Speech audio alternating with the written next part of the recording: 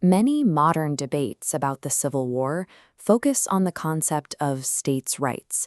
However, the historical record shows that for the seceding states, the central right at stake was the right to own human beings as property. By the mid-1800s, the northern states were developing a diversified industrial economy. With the growth of manufacturing and railroads, the region was moving toward a system of labor that did not rely on the institution of slavery. In contrast, the southern economy was built on large-scale agriculture. This system was entirely dependent on the labor of millions of enslaved people to produce the cotton that fueled its wealth.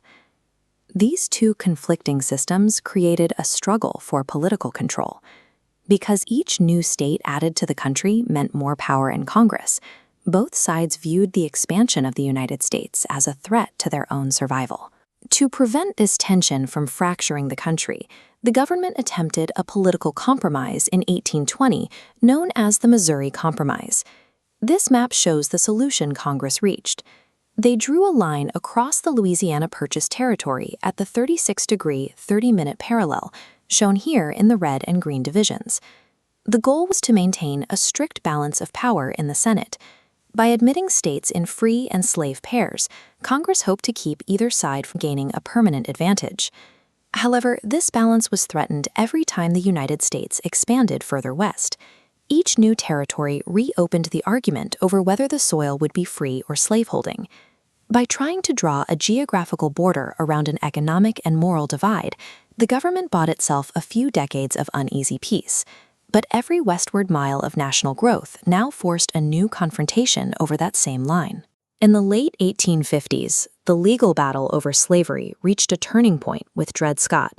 An enslaved man who lived in free U.S. territories, Scott sued for his freedom, arguing his residence there made him legally free. In 1857, the Supreme Court, led by Chief Justice Roger B. Taney, used Scott's case to issue a landmark ruling. The court ruled that Black Americans were not citizens and had no right to sue. It also declared that Congress had no constitutional power to ban slavery in any federal territory. This decision effectively nationalized slavery by removing the legal barriers that had kept it out of the North and the West. It invalidated decades of political compromises and deepened the anger of anti-slavery groups. This was the environment in which Abraham Lincoln was elected in 1860. He ran as a Republican on a platform that specifically promised to stop slavery from expanding any further. Even though Lincoln won the election fairly, Southern states refused to accept him as their president. They viewed his victory as a signal that their slave-based economy would eventually be abolished, leading them to declare their secession. With the Supreme Court invalidating previous compromises, and the Southern states refusing to recognize the winner of the 1860 election, the political tools used to hold the Union together for decades had effectively failed. This political collapse turned into physical war in April 1861 at Fort Sumter, a U.S. Army fortification in South Carolina's Charleston Harbor.